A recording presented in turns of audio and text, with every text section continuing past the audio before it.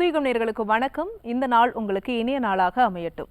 ஒவ்வொரு நாளும் ஆரோக்கியம் சார்ந்த நிறைய சந்தேகங்களையும் கேள்விகளையும் நேர்களாக நீங்க கால் பண்ணி கேட்டு தெரிஞ்சிட்டு இருக்கிற இந்த ஷோ டாக்டர் ஆன் கால். நேர்களே, இன்னைக்கு டாக்டர் ஆன் கால்ல உங்களுடைய ஆரோக்கியம் சார்ந்த அனைத்து விதமான கேள்விகளுக்கும் சந்தேகங்களுக்கும், குறிப்பாக மூட்டு வலி சார்ந்த உங்களுடைய கேள்விகளை கேட்கலாம். உங்களுடைய கேள்விகளுக்கு பதில் அளிப்பதற்காக ஆர்ஜிஆர் ஹாஸ்பிட்டல்ல இருந்து டாக்டர் ஆயிஷா நம்ம கூட இணைஞ்சிருக்காங்க.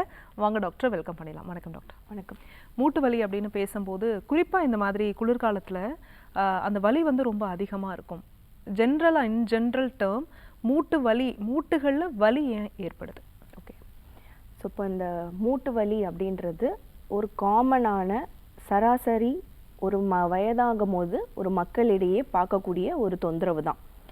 எப்போ அது வந்து ரொம்ப ப்ராப்ளமேட்டிக் ஆகுது அப்படின்னும் போது, சின்ன குழந்தைகள்லேருந்து நடுத்தர வயது ஆளுங்கள்லேருந்து ஓரளவுக்கு ரொம்ப முதியவர்களுக்கு முன்னாடி இருக்கக்கூடிய ஸ்டேஜில் இருக்கவங்களுக்கு கூடமே இப்போ மூட்டு வலின்றது ரொம்ப வந்து பேசப்படுது. ஸோ இப்போ இந்த மூட்டு வலி வந்து வயதானவதற்கும் இல்லை வந்து வயது தாண்டினதுக்கு அப்புறமா வாதம் அதிகமாகும் போது, நம்மளோட உடல் உழைப்பு குறையும் போது வரக்கூடிய ஒரு நோய்த்தன்மையாக இருக்கும் போது அது ப்ராப்ளம் இல்லை. பட் ஆனால் வந்து இப்போது சின்ன சின்ன வயசு பிள்ளைங்களுக்கு எல்லாருக்குமே வந்து இந்த மூட்டு வலி இருக்குது, ரொம்ப அசதியாக இருக்குது, ஜாயிண்ட் பெயின் இருக்குது, எல்லா ஜாயிண்ட்லேயுமே வலி இருக்குது, ஸ்டிஃபாக இருக்குது, டைட்டாக இருக்குது அப்படின்னு சொல்லும்போது வந்து ரொம்ப காமனாக நம்மளால் பார்க்க முடியுது. ஸோ இப்போ அது ஒரு காமனான ஒரு தொந்தரவாக இருக்குது. இதுக்கு முக்கியமான காரணம் பார்த்தீங்க அப்படின்னா நிறைய விஷயங்கள் இருக்குது. அதில் குறிப்பாக நம்ம குறிப்பிட்டு சொல்கிறது அப்படின்னா உணவில் மாற்றம், வாழ்வியல் மாற்றம். அப்போது இந்த மாதிரியான விஷயங்கள் அவங்க மாற்றங்கள் கொடுக்கும்போது நம்மளோட ஜாயின்ஸில் கண்டிப்பாக அது வந்து மாற்றங்கள் கொடுக்குது. இப்போ இந்த மூட்டு வலி வரத்துக்கு நிறைய காரணங்கள் இருந்தாலும் முக்கியமாக நம்ம சொல்கிறது வந்து இந்த வாழ்வியல் மாற்றங்கள். ஸோ என்ன மாதிரியான மாற்றங்கள் நம்ம ஆளுங்கள் கொடுக்குறாங்க, ஸோ என்ன மாதிரியான பக்க விளைவுகளோ இல்லை வந்து என்ன மாதிரியான டிஃபிகல்ட்டிஸ் அவங்க ஃபேஸ் பண்ணுறாங்க அப்படின்றது வந்து நம்ம இனிமே வரக்கூடிய இதில் நம்ம பேசுவோம். இப்போ இந்த மூட்டு வலி அப்படின்றது நம்ம உடம்புல பெரிய முட்டு ஜாயின்ட்ஸ் பார்த்தீங்க அப்படின்னா நம்ம முட்டு, நம்மளோட இடுப்பு எலும்பு, அப்புறம் நம்மளோட தோள்பட்டை. ஸோ இந்த ஜாயிண்ட்டை நம்ம பயன்படுத்தும் போதோ நம்ம மூவ் பண்ணும் போதோ நம்மளுக்கு வலிகளும் இல்லை ஒரு டிஸ்கம்ஃபர்ட் கொடுக்கறது தான் நம்ம வந்து ஜாயிண்ட் பெயின் அப்படின்னு சொல்கிறோம். ஸோ இந்த ஜாயிண்ட் பெயின் வரும்போது நம்மளுக்கு 3 விஷயம் வருது. அந்த ஜாயிண்ட்டை யூஸ் பண்ணும் போது நம்மளுக்கு வலி கொடுக்கறது, ஒரு மாதிரி டைட்டாக ஸ்டிஃபாக இருக்கிறது, இன்னொன்று அந்த இடத்துல வீக்கம் கொடுக்கறது. ஸோ இந்த 3 விஷயம் வரும்போது உங்களுக்கு என்ன ஆகுது, வலிகள் ஆட்டோமேட்டிக்காக வர ஆரம்பிச்சிடுது. நம்மளுக்கு அந்த இடத்துல வந்து ஒரு வீக்கம் வரும்போது அதை பயன்படுத்துறதுக்கு நம்மளுக்கு ஒரு டிஃபிகல்ட்டிஸ் வருது. ஸோ இது வந்து இதுக்கு வந்து ஆரம்ப நிலையிலேயே வந்து இந்த ஜாயிண்ட் பெயின் இருக்குது இல்லை வந்து மூட்டு வலி இருக்குது அப்படின்னும் போது நம்ம ஆளுங்க வந்து அதுக்கான கரெக்டான முறையான சிகிச்சைகள் எடுக்கிறதில்ல. சரி, இன்றைக்கி ரொம்ப வேலையாக இருக்குது இல்லை வந்து ஒரு ஃபங்க்ஷனாக இருக்கிறது, அதனால நம்மளுக்கு வந்து அந்த பெயின் இருக்குது அப்படின்னு நினச்சிட்டு அதை அப்படியே தள்ளிடுறாங்க. ஸோ இப்போ அது மாதங்கள் ஆகுது, அப்புறமா இயர்ஸ் ஆகுது, இப்படி வருஷங்கள் தாண்ட தாண்ட வலி அதிகமாகும் போது, ஸோ வந்து வலி ஜாஸ்தியாகும் போது டிஃப்ரெண்ட்டாக ஆயில் வந்து ட்ரை பண்ணுறது, ஃபார்மசியில் போயிட்டு அவங்களே வந்து வலிக்கான மாத்திரைகள் வாங்கி போட்டுக்கிறது, இந்த மாதிரி நிறைய தவறான விஷயங்கள் வந்து நம்ம மக்கள் பண்ணுறாங்க. ஸோ அப்போ அதை வந்து இனிஷியலாக சரி பண்ணுறதை விட்டுட்டு அந்த நோய்த்தன்மையை வந்து ஒரு காமனான ஒரு தொந்தரவு வந்து அதிகமாக அவங்களே காம்ப்ளிகேட் பண்ணிக்கிறாங்க. ஓகே. ஸோ அப்போ அதை வந்து அதிகப்படுத்தும் போது உங்களுக்கு என்ன ஆகுது, அது என்ன ரொம்ப வந்து அந்த வேரண்டர், ஸோ மூட்டு தேய்மானம்ன்றது வேரண்டர், அந்த இடத்துல இருக்கக்கூடிய அந்த லிகமெண்ட்ஸோ அந்த பசைத்தன்மையை நம்மளுக்கு குறையிறது தான். அப்போ 2 மூட்டுக்கு நடுவில் அந்த கோழன்னு பிசுபிசுப்பு தன்மை இருக்குது.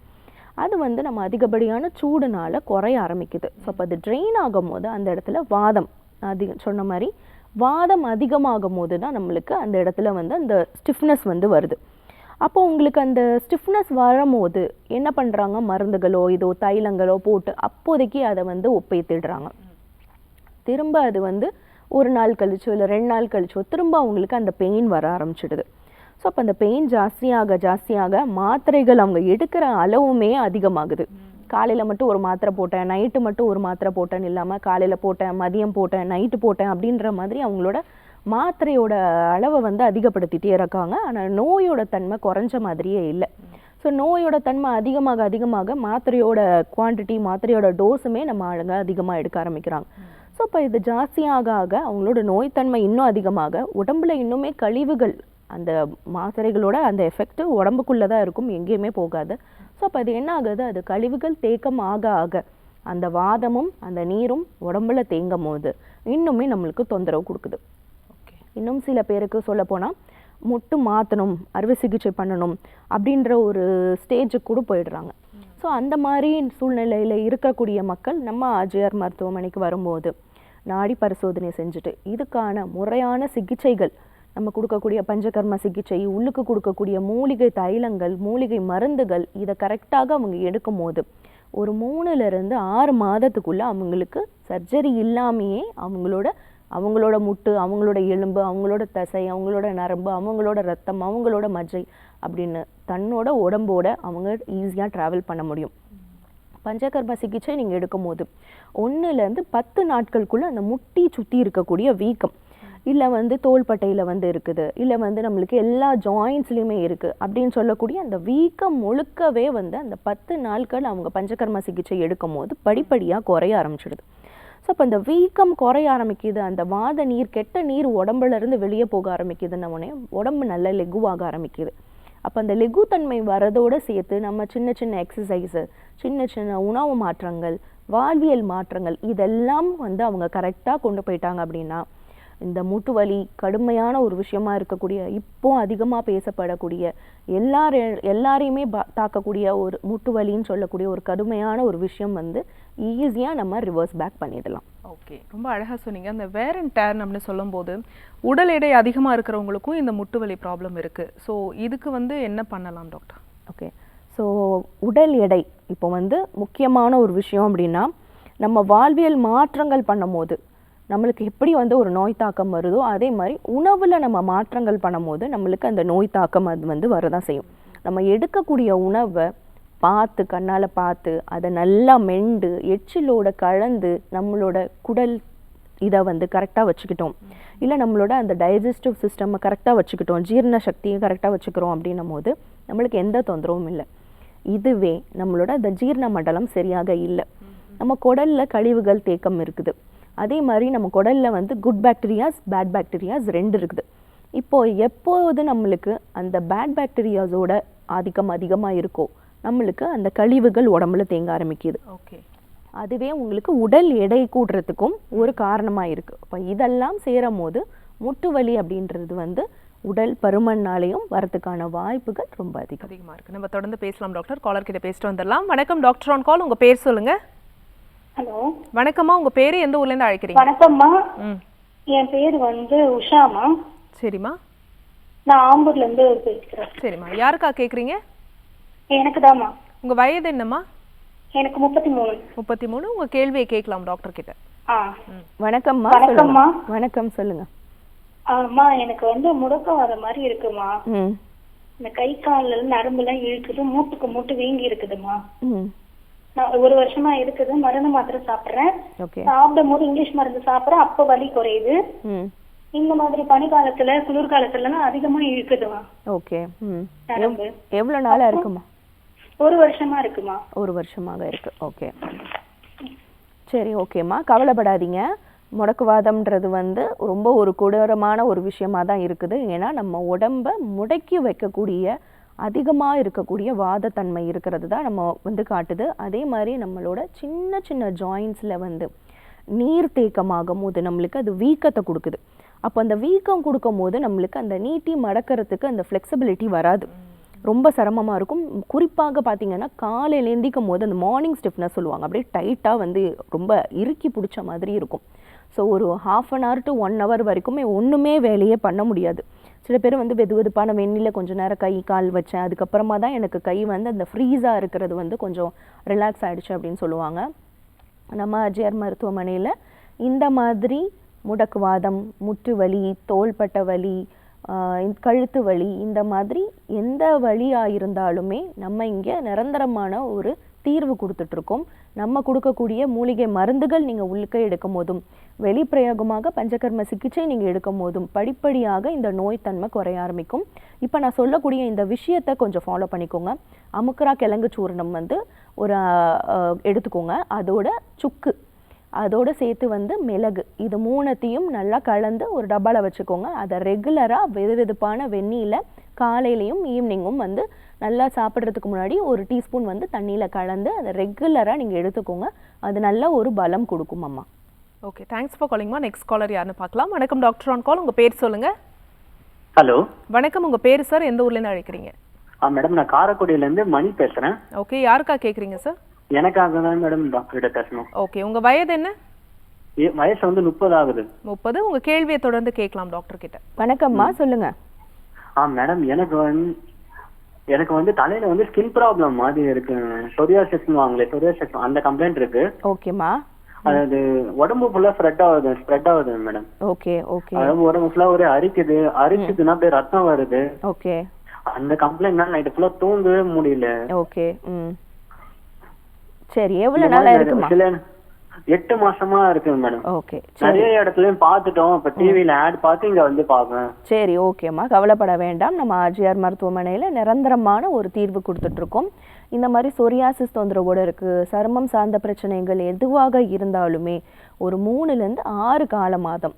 ஸோ வந்து உங்கள் நோய் தன்மைக்கு ஏற்ற மாதிரி அதுக்காக தான் இந்த கால மாதம் நம்ம கொடுக்குறோம். ஸோ அந்த 3 மாதமோ இல்லை 6 மாதமோ நீங்கள் மருந்துகள் எடுக்கும் போது ரத்தம் உள்ள கிளென்ஸ் ஆகுது. ஸோ நம்ம ரத்தம் அசுத்தமாக இருக்கிறதுனாலையும் நம்மளோட நோய் எதிர்ப்பாற்றல் குறையிறதுனாலையும் சீசனல் சேஞ்சஸ் இருக்கிறதுனாலையும் நம்மளுக்கு இந்த நோய் தாக்கம் வருது.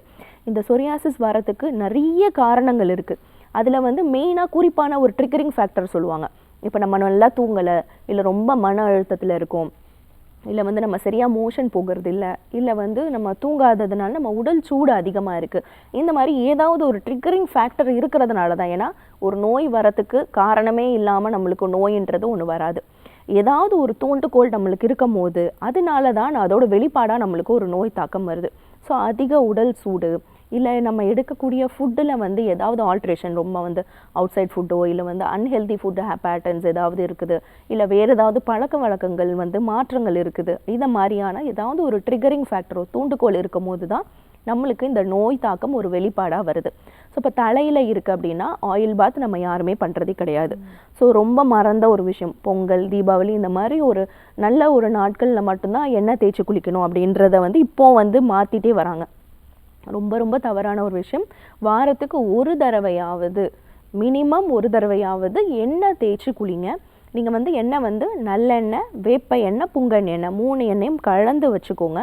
அந்த எண்ணெய் கலந்துட்டு அதை நல்லா சூடு பண்ணிவிட்டு அதை உள்ளங்காலில் தொடங்கி உடம்பு ஃபுல்லாக அப்ளை பண்ணிவிட்டு தலைக்கும் ஃபுல்லாக போடுங்க. ஃபுல்லாக வந்து உடம்பு ஃபுல்லாக கீழேருந்து மேலே எண்ணெய் போட்டுட்டு ஒரு 10-15 நிமிஷம் விட்டுட்டு வெதுவெதுப்பான வெந்நீர், அதாவது சுட சுட இருக்கக்கூடாது, ஜில்லுன்னும் இருக்கக்கூடாது, லூக் வார்ம் வாட்டர்னு சொல்லுவாங்க, டைட்டான ஒரு சூடு, அந்த சூடு தண்ணியில் வந்து நம்ம வந்து குளிக்கிறது ரொம்ப நல்லது. இதை வாரத்துக்கு ஒரு நாள் வந்து எண்ணெய் வச்சு குளிக்கிறத ஒரு பழக்கமாகவே மாற்றுங்க. இதை நீங்கள் பண்ணும்போது அந்த சொரியாக இருக்கட்டும், அந்த அரிப்பாக இருக்கட்டும், ரத்தம் வரதாக இருக்கட்டும், செதிலாக கொட்டுறதாக இருக்கட்டும், இது எல்லாமே படிப்படியாக குறைய ஆரம்பிக்கும். கருப்பு பன்னீர் திராட்சை வந்து உள்ளுக்கு கொஞ்சம் ரெகுலராக எடுத்துக்கோங்க. இது உள்ளேயும் ரத்தத்தை கிளென்ஸ் பண்ணும். இதை ரெண்டத்தையும் நீங்கள் ஃபாலோ பண்ணிங்கனாலே உங்களுக்கு அந்த அரிப்பு நமைச்சல் நல்லா குறைய ஆரம்பிக்கும். தாராளமாக நியரில் இருக்கக்கூடிய நம்ம ஆர்ஜிஆர் மருத்துவமனைக்கு போயிட்டு நாடி பரிசோதனை செஞ்சுட்டு இதுக்கான முறையான சிகிச்சை தொடங்குறது நல்லதுடாமா. ஓகே, காலர் லைனில் இருக்காங்க, யாருன்னு பார்க்கலாம். ஹலோ வணக்கம் டாக்டர் ஆன் கால், உங்கள் பேர் சொல்லுங்கம்மா, எந்த ஊர்லேருந்து அழைக்கிறீங்க? ஹலோ, என் பேர் வந்து கௌசல்யாங்க, விழுப்புரத்திலிருந்து பேசுறேங்க. சரிம்மா, யாருக்கா கேட்குறீங்க? எனக்காக தாங்க. வயசு 24. 24. உங்கள் கேள்வி கேட்கலாமா? வணக்கம்மா, சொல்லுங்க. வணக்கம் டாக்டர்.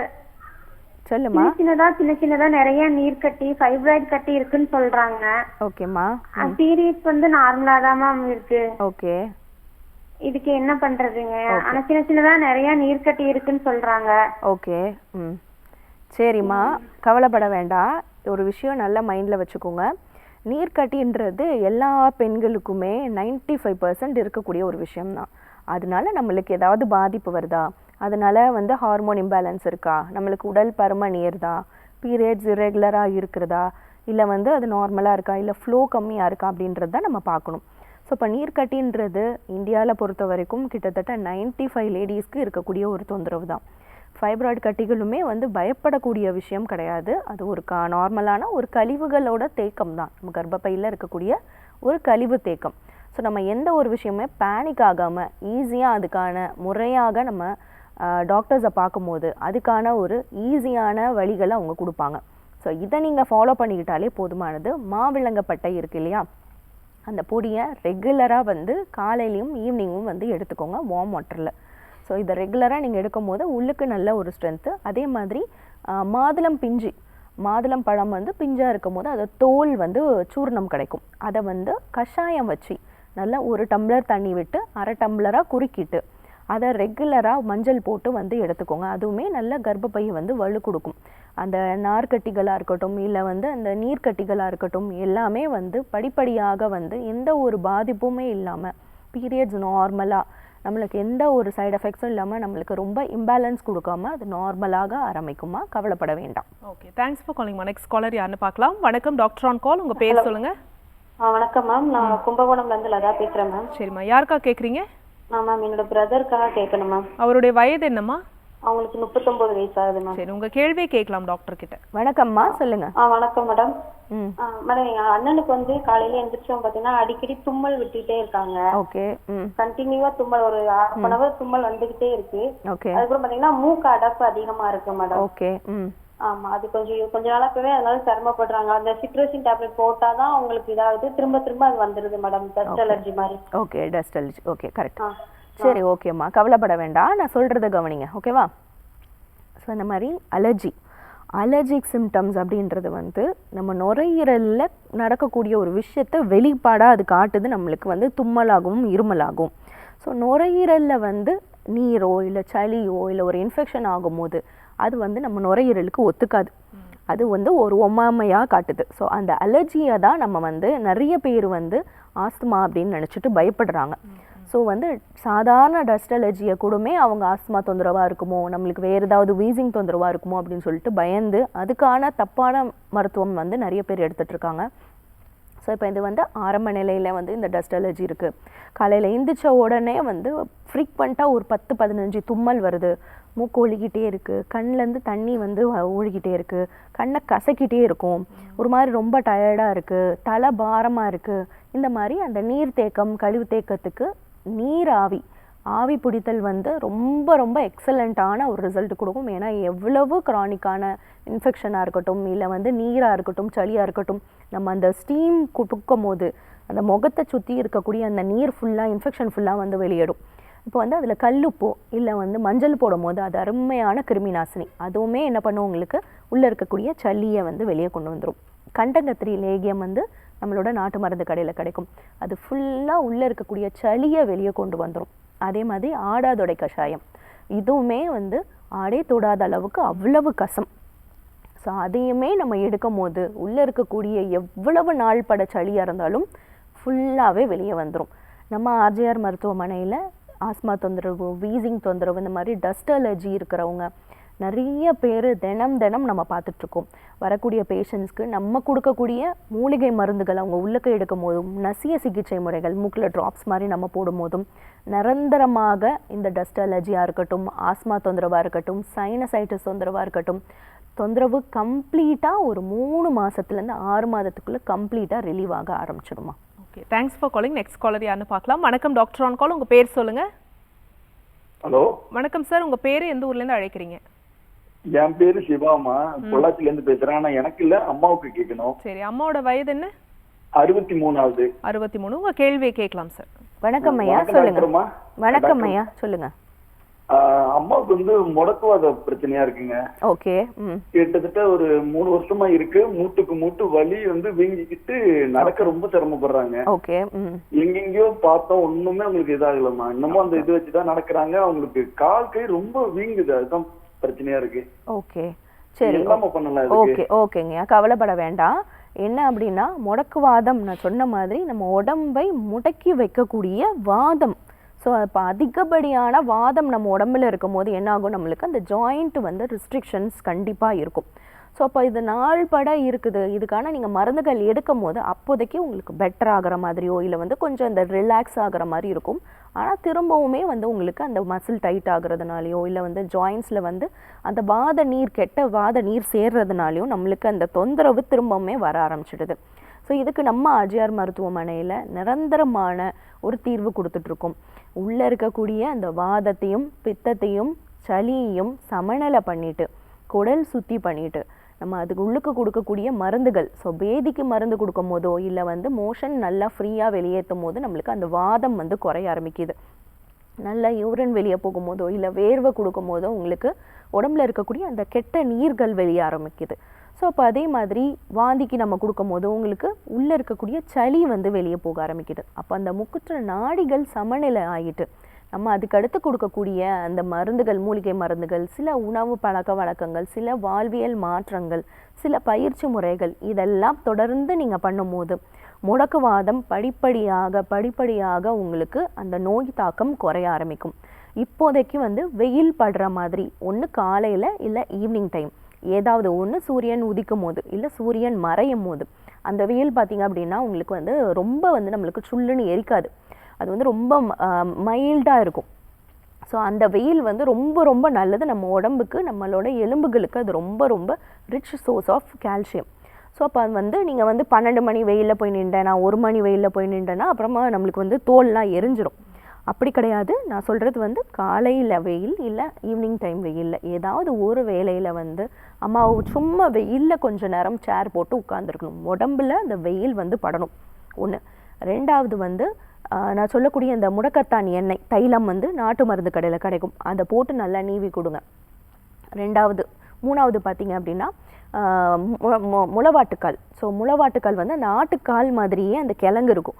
அந்த கிழங்கோட தோல் அந்த ரோமங்கள் வந்து ஃபுல்லாக எடுத்துட்டு அதை நல்லா அரைச்சி பூண்டு மிளகு போட்டு கஷாயம் வச்சு அதை ரெகுலராக காலையில் எம்டி ஸ்டமக்கில் கொடுங்க. ஸோ இதை வந்து கொஞ்சம் எடுக்கும் போது அது என்ன பண்ணுன்னா நல்லா அந்த எலும்புகளுக்கு வலு கொடுக்கும். ப்ளஸ் உடம்புல இருக்கக்கூடிய அந்த கெட்ட வாத நீரை வந்து படிப்படியாக வந்து குறைக்க ஆரம்பிக்கும். ஸோ இது ரெண்டுமே பண்ணும் போது உங்களுக்கு அந்த முடக்குவாதத்தோட அதிகப்படியான தாக்கம் படிப்படியாக குறைய ஆரம்பிக்கும். நம்ம ஆர்ஜிஆர் மருத்துவமனையிலையும் முடக்குவாத தொந்தரவோடு வரக்கூடிய பேஷண்ட்ஸ்க்கு நிரந்தரமான ஒரு தீர்வு கொடுத்துட்ருக்கும். மீண்டும் அவங்களுக்கு முடக்குவாதமே வராமல் வாழ்நாள் முழுக்க ஆரோக்கியமாக இருக்கக்கூடிய விஷயமும் நம்ம ஆர்ஜிஆர் மருத்துவமனையில் பண்ணிக்கிட்டு இருக்கோம். காலர் லைன்ல இருக்காங்க, யாருன்னு பார்க்கலாம். வணக்கம் டாக்டர் ஆன் கால், உங்க பேர் சொல்லுங்க. இல்லை மேடம், நாங்கள் திருநெல்வேலியில இருந்து பேசுகிறோம். ஓகேம்மா, யாருக்காக கேட்குறீங்க? எனக்காண்டி தான் மேம் கேட்கணும். எனக்கு வந்து குழந்தை இல்லை. ஓகேம்மா, தொடர்ந்து பேசுங்க டாக்டர் கிட்ட. வணக்கம்மா, சொல்லுடாமா. வணக்கம் மேடம். எனக்கு கல்யாணம் முடிஞ்சு 4 வருஷம் ஆகுது மேடம். எனக்கு 27 வயசு ஆகுது. எனக்கு இன்னும் பாப்பா இல்லை, ஆனால் நீர் கட்டி இருக்குன்னு சொல்றாங்க. ஓகேம்மா, உன் பேர் என்னடாமா? என் பேர் மகேஸ்வரி. மகேஸ்வரி, ஓகே. மகேஸ்வரி, கவலைப்பட வேண்டாம், சரியா? ஸோ குழந்தையின்மை அப்படின்ற கான்செப்டை நீங்கள் முதல்ல விட்டுருங்க. ஸோ குழந்தைன்றது வந்து எல்லாருக்குமே பாசிபிளான ஒரு விஷயம்தான். நீங்கள் வந்து குழந்தையின்மைன்னு நீங்கள் சொல்ல நீங்கள் பிரபஞ்சத்தில் நீங்கள் அந்த விஷயத்தை தான் அதிகமாக பதிய வைக்கிறீங்க. ஸோ வந்து குழந்தைன்றது வந்து கடவுளால் கொடுக்கப்பட்ட ஒரு அருமையான ஒரு கிஃப்ட், சரிங்களா? ஸோ அது கண்டிப்பாக உங்களுக்கு வந்து சாத்தியமான ஒரு விஷயம்தான், ஓகேவா? ஸோ இப்போ உங்களுக்கு நீர் கட்டி தொந்தரவு இருக்குது, இல்லை ஹார்மோன் டிஸ்டர்பன்ஸ் இருக்குது, இல்லை வந்து உங்களுக்கு உடல் எடை வந்து அதிகமாக இருக்குது, நம்மளுக்கு பீரியட்ஸ் நார்மலாக வரமாட்டேங்குது, கொஞ்சம் பிரேக் விட்டு வருது, இல்லை கம்மியான ஃப்ளோ இருக்குது, இந்த மாதிரி என்ன தொந்தரவு இருந்தாலும் நம்ம ஈஸியாக அதை சார்ட் அவுட் பண்ணிடலாம். ஆனால் உங்களுக்கு அந்த மன தைரியத்தை கண்டிப்பாக நீங்கள் வந்து விடக்கூடாது. ஸோ வந்து தைரியமாக இருங்க, ஈஸியாக நேச்சுரலாகவே கன்சீவ் ஆகலாம். பட்டர்ஃப்ளை எக்ஸசைஸ் ரெகுலராக வந்து காலையில் வந்து பண்ணுங்கள்.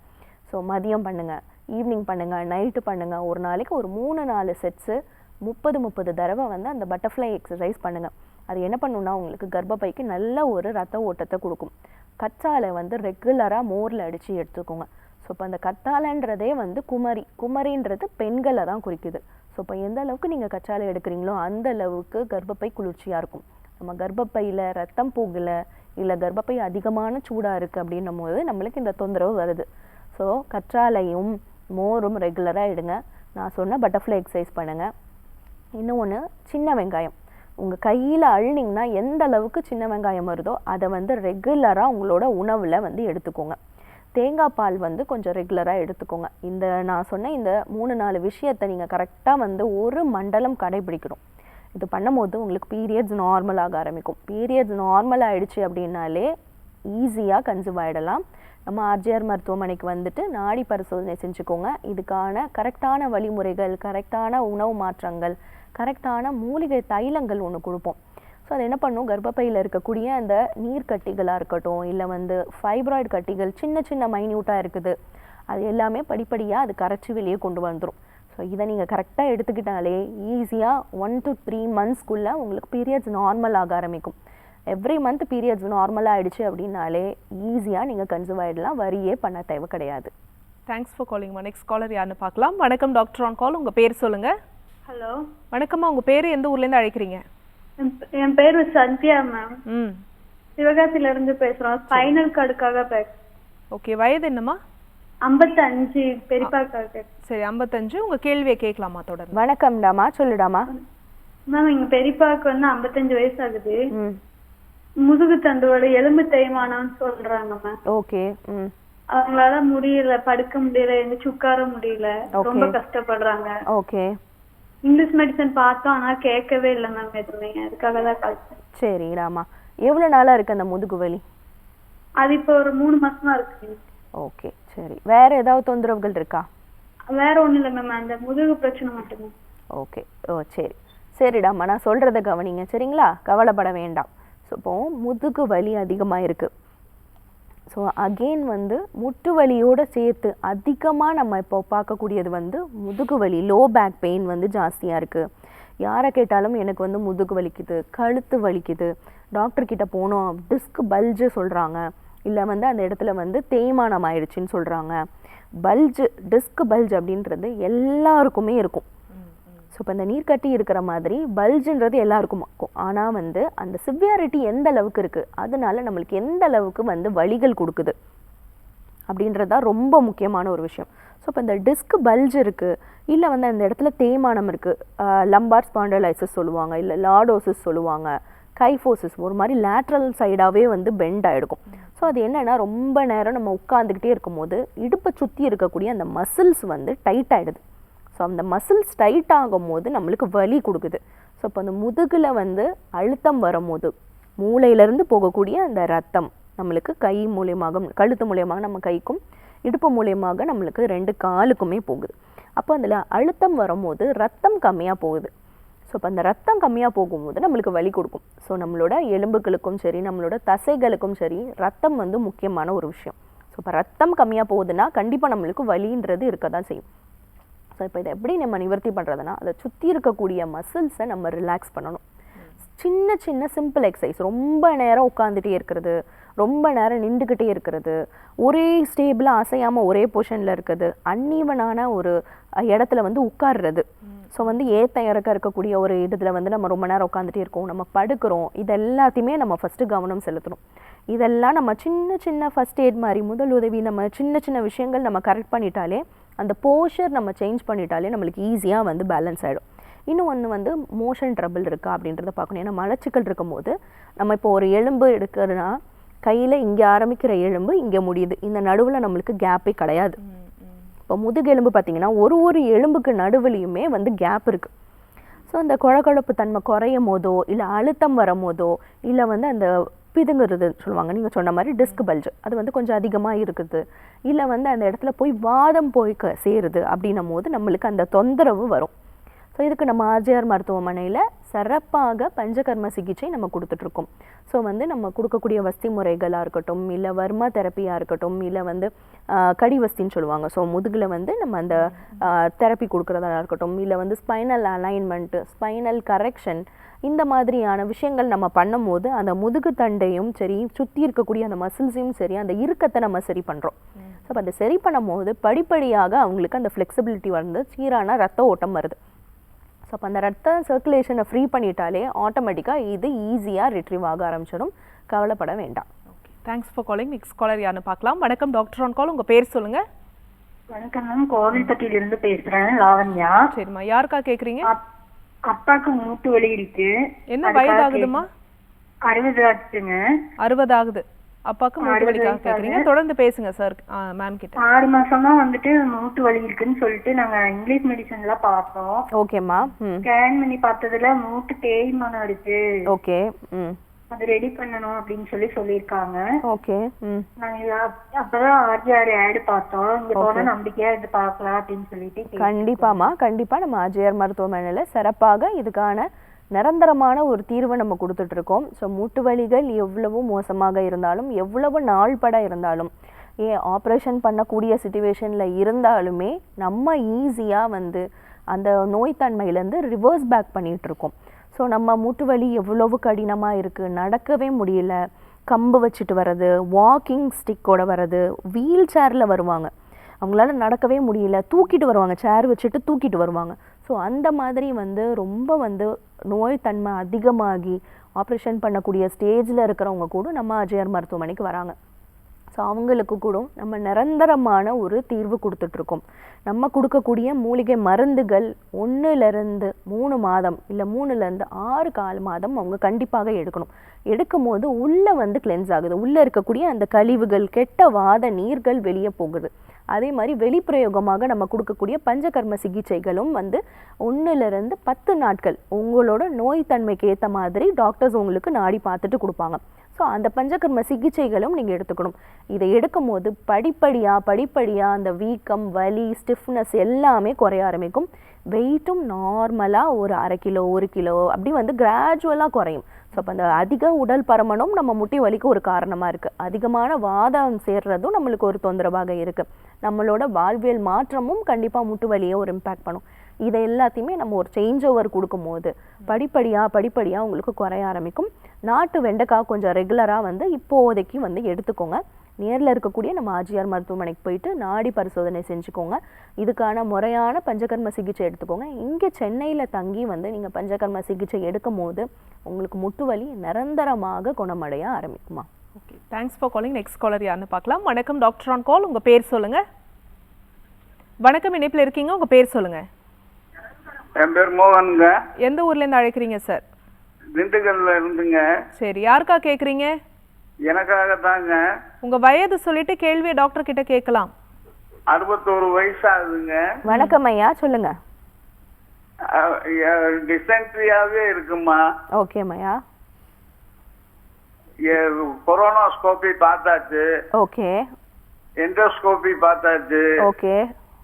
அப்படி இருந்து எந்த நேரமும் டிசென்ட்ரி போய்கிட்டே இருக்கு, நிக்கவே மாட்டேங்குதுங்க. ஓகே, ஏதாவது உணவு எடுத்தா அதிகமா போகுதா இல்ல எந்த உணவு எடுத்தாலுமே வெளிக்கு? எந்த உணவு எடுத்தாலும் அதிகமா போகுதுமா.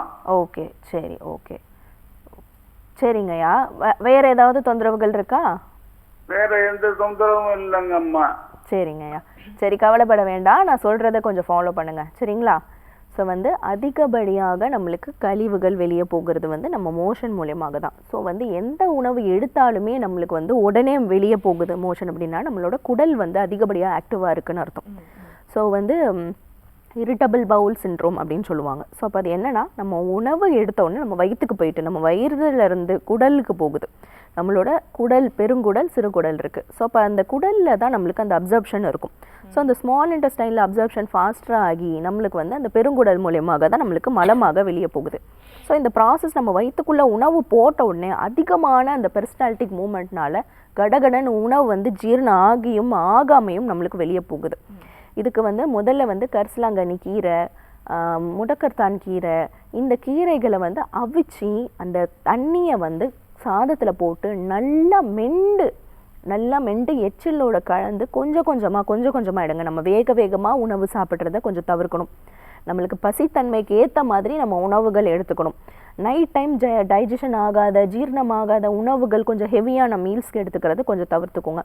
பழங்கள் கொஞ்சம் எடுத்துக்கோங்க. ஸோ இப்போ இந்த கீரைகள் எடுக்கும் போது கண்டிப்பாக நல்லா மோஷன் ஃப்ரீயாக தான் போகும் இந்த இரிட்டபிள் பவுல் சிண்ட்ரோம் இருக்கிறவங்களுக்கு.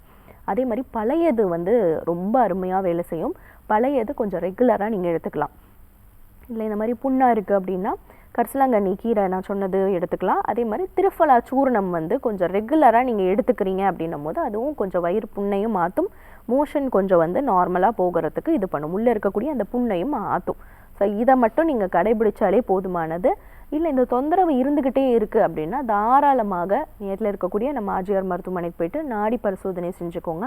அவங்க வயிறை எக்ஸாமின் பண்ணி பார்த்துட்டு தொட்டு பார்த்துட்டு இதுக்கான முறையான சிகிச்சை முறைகளும் உள்ளுக்கு கொடுக்கக்கூடிய அந்த வயிறு லெவல் பண்ணக்கூடிய மருந்துகள், இந்த இரிட்டபிள் பவுல் சிண்ட்ரோமுக்கு ஏற்ற மாதிரியான மருந்துகள் அவங்க கொடுப்பாங்க. அதை கரெக்டாக நீங்கள் தொடர்ந்துட்டீங்கனாலே இந்த தொந்தரவு கண்டிப்பாக இருக்காதையா. காலர் லைனில் இருக்காங்க, யாருன்னு பார்க்கலாம். வணக்கம் டாக்டர் ஆன் கால், உங்கள் பேர் சொல்லுங்கள். ஹலோ, வணக்கம். உங்க பேரு? வணக்கங்க, என் பேரு உஷா. எந்த ஊர்ல இருந்துமா? தென்காசியில இருந்து பேசுறீங்க. ஓகே, யாருக்கா கேக்குறீங்க? சித்திக்காகுங்க. 2 வருஷமா ஆஸ்துமா இருக்கு. என்ன வயதாகுதுமா உங்களுக்கு? சித்திக்குங்க. அவங்களுக்கு என்ன வயதாகுது? அவங்களுக்கு 42ங்க. 42. தொடர்ந்து உங்க கேள்வியை கேட்கலாமா?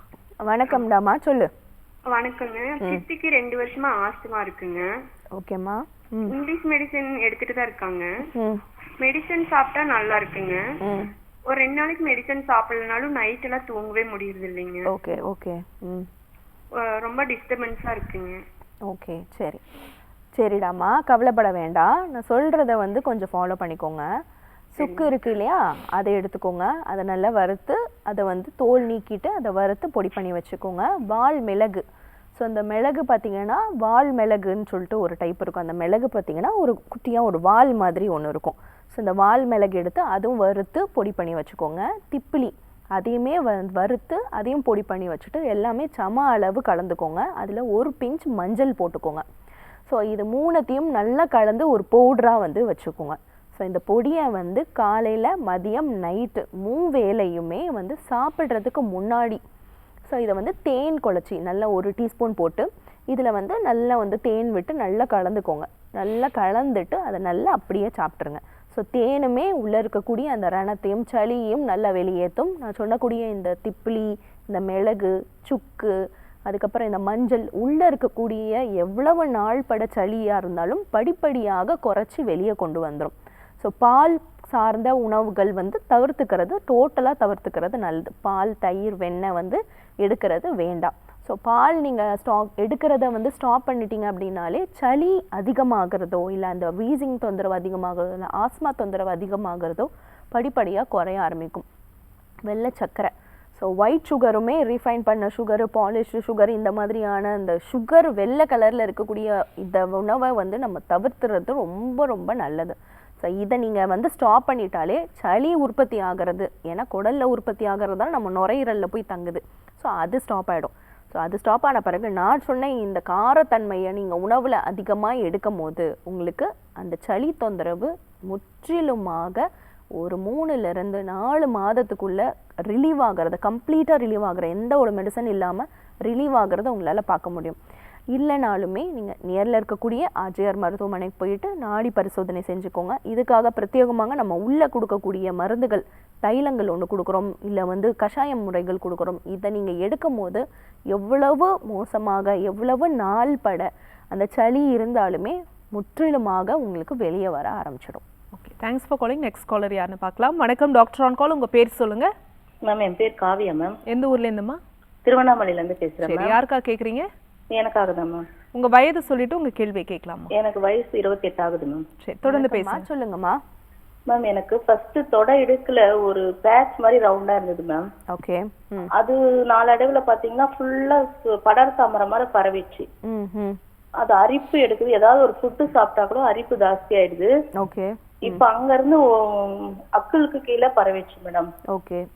ஃபுல்லா உடம்பு ஃபுல்லா பரவிட்டு இருக்கு. ஓகே. பேட்ச் பேட்சா ரவுண்ட் ரவுண்டா இருக்கு மேடம்.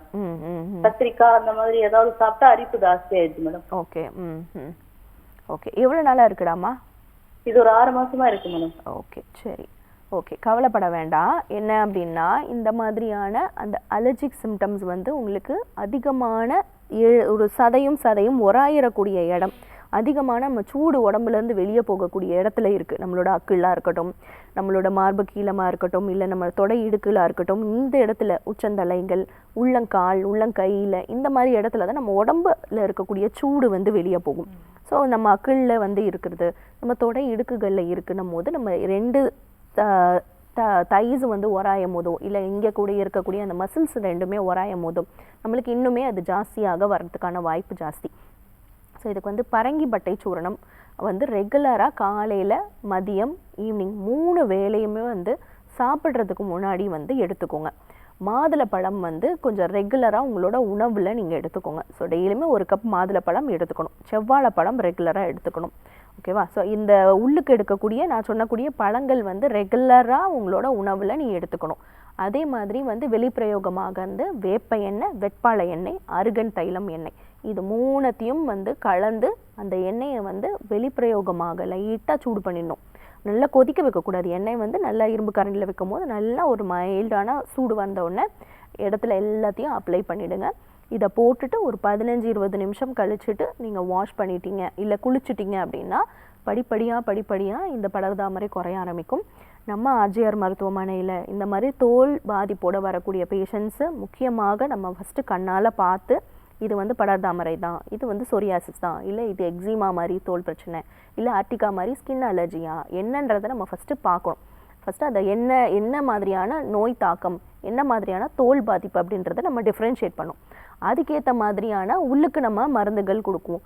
அதே மாதிரி வெளிப்பிரயோகமாக கிளென்சிங்கும் நம்ம கொடுப்போம். இது ரெண்டுத்தையுமே பண்ணும்போது பேரலாக பண்ணும்போது அவங்க எவ்வளவு க்ரானிக்காக இருந்தாலுமே படிப்படியாக குறைய ஆரம்பிக்கும். Thanks for calling. Next caller யாருன்னு பார்க்கலாம். வணக்கம் டாக்டர் ஆன் கால். உங்கள் பேர் சொல்லுங்க. மேடம் என் பேர் மாரியம்மா. எந்த ஊர்லேருந்து அழைக்கிறீங்கம்மா? காத்தூர்ல இருந்து மேடம். சரி, யாருக்கா கேட்குறீங்க? எனக்கு தான் மேடம் இந்த தைராய்டு கட்டி எனக்கா இருக்கு மேடம். என்ன வயதாகுதுமா உங்களுக்கு? எனக்கு 52 வயசு ஆகுது மேடம். 52. தொடர்ந்து பேசுங்க டாக்டர் கிட்ட. வணக்கம்மா, சொல்லுங்க மேடம். எனக்கு இந்த தைராய்டு கட்டி எனக்கா இருக்கு மேடம். இப்போ ஒரு 4 மாசம் மட்டும் அப்படி இருக்கு மேடம். ஓகே. அதான் அது என்ன மருந்து எப்படி கேட்கறதுன்னு கேட்டேன் மேடம். ஓகே, தைராய்டு கட்டி இருக்குதுங்களா? ஓகே, கழுத்துல நல்ல வீக்கமா இருக்குதுங்களா? இல்ல ரைட்டா தான் வீக்கமா இருக்கு. லைட்டா தான் வீக்கமா இருக்கு. சரி ஓகே நான் சொல்றத கொஞ்சம் ஃபாலோ பண்ணுங்கம்மா. இப்போ வந்து தைராய்டு கிளாண்ட் அப்படின்றது நம்ம கழுத்தில் இருக்கக்கூடிய ஒரு பட்டர்ஃப்ளை கிளாண்டு. ஸோ வலது பக்கம் இடது பக்கம் 2 சைடுமே அந்த லோப் இருக்கும். அது வந்து நம்ம நுரையீரலோட குட்டி சைஸ் மாதிரியே இருக்கும். அதை வந்து பட்டர்ஃப்ளை கிளாண்ட் அப்படின்னு சொல்லுவாங்க. இப்போ இந்த பட்டர்ஃப்ளை கிளாண்டில் ஏதாவது ஒரு கழிவுகள் தேக்கம் வருது, இல்லை வந்து அந்த இடத்துல ஏதாவது வளர்ச்சி இருக்குது அப்படின்றது என்ன மாதிரியான ஒரு வளர்ச்சி இருக்குது, நம்மளுக்கு உள்ளுக்கு இருக்குதா, நம்மளுக்கு அது எந்த அளவுக்கு கழுத்தில் வீக்கம் கொடுக்குது அப்படின்னு சொல்லிட்டு நம்ம பார்க்கணும். ஸோ அதை நேரில் நம்ம பார்க்கும்போது தொட்டு பார்க்கும்போது வலி இருக்கா, இல்லை வந்து உங்களுக்கு வலி இல்லையா, இல்லை வந்து உங்களுக்கு அது வந்து நகருதா, இல்லை நகராமல் ஒரே இடத்துல இருக்கா அப்படின்றது நம்ம வந்து ஃபஸ்ட்டு பார்த்தே ஆகணும். அதனால உங்களுக்கு வாய்ஸில் ஏதாவது மாற்றங்கள் வருதா அப்படின்றத நம்ம பார்க்கணும். நேரில் இருக்கக்கூடிய நம்ம ஆர்ஜிஆர் மருத்துவமனைக்கு போய்க்கோங்க. நாடி பரிசோதனை செஞ்சுட்டு அவங்க தொட்டு எக்ஸாமின் பண்ணி பார்ப்பாங்க. பரிசோதனை பண்ணி பார்க்கும்போது உங்கள் நோய் தன்மைக்கு ஏற்ற மாதிரியான உள்ளுக்கு மருந்துகள் அவங்க கொடுப்பாங்க. அதை எடுத்தாலே போதுமானது. இப்போ நான் சொன்னக்கூடிய இந்த டிப்ஸை ஃபாலோ பண்ணிக்கோங்க. தனியா இருக்கு இல்லையா, முழு தனியா, அதை வந்து நல்லா ஒரு 2 டீஸ்பூன் எடுத்துக்கோங்க. 1 டம்ளர் தண்ணி விட்டுக்கோங்க. தண்ணி விட்டுட்டு நைட்டு ஓவர் நைட் வந்து அதை வந்து அப்படியே ஊற விட்டுருங்க. ஸோ ஊற விட்டு அடுத்த நாள் காலையில் அந்த 1 டம்ளர் தண்ணியை நல்ல பாத்திரத்தில் மாற்றிட்டு கொதிக்க விட்டு நல்லா அது 1/2 டம்ளராக கொதிக்கணும். கொதித்து வற்றினதுக்கப்புறம் அதை வடிகட்டிட்டு அந்த தண்ணியை கொஞ்சம் ரெகுலராக எடுத்துக்கோங்க. நல்லா மேலே அண்ணாந்து பார்த்துட்டு கையில் வந்து ஏதாவது ஒரு சின்ன லூப்ரிகண்ட், ஒரு தைலமோ இல்லை வந்து ஒரு தேங்காய் எண்ணெயோ ஏதாவது ஒன்று போட்டுட்டு லைட்டாக வந்து வலது பக்கம் மசாஜ், இடது பக்கம் மசாஜ். அதே மாதிரி இந்த சைடில் கிளாண்ட்லேயுமே வலது பக்கம் இடது பக்கம் சுற்றி வந்து clockwise anti clockwise லைட்டாக மசாஜ் பண்ணணும். இதை வந்து உங்களுக்கு டாக்டர் நேரில் பார்த்துட்டு உங்களுக்கு இதுக்கான கரெக்டான சிகிச்சை முறைகளும் எக்ஸசைஸும் அவங்க சொல்லுவாங்க. அதை நீங்கள் ஃபாலோ பண்ணிட்டாலே போதுமானதுமா. தேங்க்ஸ் ஃபார் காலிங்மா. நெக்ஸ்ட் காலர் யாருன்னு பார்க்கலாம். வணக்கம் டாக்டர் ஆன் கால். உங்கள் பேர் சொல்லுங்க. ஹலோ வணக்கம்மா, உங்கள் பேர் எந்த ஊர்லேருந்து அழைக்கிறீங்க? ஜோதி மேடம், ஓசூர்லேருந்து பேசுகிறேன். யாருக்கா கேட்குறீங்கம்மா? எனக்கு தான் மேடம் கேட்கணும், வீசிங் கம்ப்ளைண்ட்டுக்கு கேட்கணும். உங்கள் வயது என்னம்மா? 30 ஆகுது. 30. தொடர்ந்து பேசுங்கம்மா டாக்டர் கிட்ட. வணக்கம்மா, சொல்லுங்க. வணக்கம் டாக்டர். என் பேரு ஜோதி, ஓசூர்ல இருந்து பேசுறேன். வயசு 30 ஆகுது. 1 வருஷமா எனக்கு வீசிங் கம்ப்ளைண்ட் இருக்கு டாக்டர். ஓகே. மூச்சு வாங்குது, எங்கன்னா போனாங்கன்னா கூட்டத்துல இருந்தாலும் மூச்சு அதிகமா உடனே வாங்குது. ஓகே. ஒன்னும் பண்ண முடியல. அப்புறம் அந்த டாக்டர்ல நான் செக் பண்ணதுக்கு அப்புறம் வந்து பஃப் அடிக்கணும்னு சொல்லியிருந்தாங்க. அந்த பஃப் அடிச்சுன்னா 2 நாள் வந்து நெஞ்செரிச்சலா இருக்கும், சாப்பிட கூட முடியாது, தண்ணி கூட குடிக்க முடியாது. கவுந்து படுத்தாதான் டாக்டர் அந்த இதுவே சரியாகும், வீசிங்கே கொஞ்சம் சரியாகும். நிமிர்ந்து கூட படுக்கவே முடியாது, ரொம்ப கஷ்டமா இருக்குது. சரிம்மா, வரி பண்ண வேண்டாம், ஓகேவா? ஸோ இந்த வீசிங் தொந்தரவு அப்படின்றது வந்து இப்போ மழை காலமாக இருக்கட்டும் இல்லை வந்து பனிக்காலமாக இருக்கட்டும் கொஞ்சம் அதிகமாகவே இருக்கிறத வந்து நம்மளால் பார்க்க முடியுது. ஸோ இப்போ வந்து சின்னவங்கள்லேருந்து குழந்தைங்கள்லேருந்து பெரியவங்க வரைக்கும் எல்லார்கிட்டேயுமே வந்து இந்த வீசிங் தொந்தரவு இருக்குது, மூச்சுத்திணறல் இருக்குது, அடிக்கடி சளி பிடிக்குது, அடிக்கடி வந்து மைல்டான ஒரு ஃபீவர் இருக்குது அப்படின்னு சொல்கிறத நம்மளால் பார்க்க முடியும். இப்போ ரொம்ப அதிகமாக காமனாக இருக்குது. இதுக்கு முக்கியமானது வந்து நம்ம பண்ணக்கூடிய சின்ன சின்ன மாற்றங்கள் தான். ஸோ வந்து நீங்கள் சொன்ன மாதிரி ரொம்ப க்ரௌடாவோ இல்லை வந்து ரொம்ப ஆட்கள் இருக்கக்கூடிய இடத்துல நம்மளுக்கு லோ ஆக்சிஜன் இருக்குது, நம்மளுக்கு காற்று உள்ளே வந்து நுரையீரலுக்கு போதுமான அளவு போக மாட்டேங்குது. ஏன் அப்படின்னா சர்டன் இன்ஃபெக்ஷன்னால இருக்கலாம், நம்மளோட அந்த சுவாச குழாய் சுருங்குது. ஸோ அப்போ அந்த சுருங்கும் போது போதுமான அளவு காற்று நம்மளுக்கு உள்ளே போகலை, வெளிவிடும் போது தான் அந்த சவுண்டு வந்து விசில் மாதிரி அந்த விஸ்ன்ற சவுண்டு வந்து நம்மளுக்கு வர ஆரம்பிக்குது. ஸோ அந்த விசில் சவுண்ட் அப்படின்னு சொல்லுவாங்க.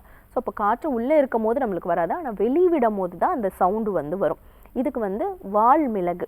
ஸோ அந்த வால் மிளகு நான் முன்னாடியே சொன்னேன், இதுக்கு முன்னாடி ஒரு நேர்கிட்ட நம்ம பேசும்போது சொன்னேன், வால் மிளகு, மஞ்சள், சுக்கு, இதை வந்து ரெகுலராக எடுத்துக்கோங்க.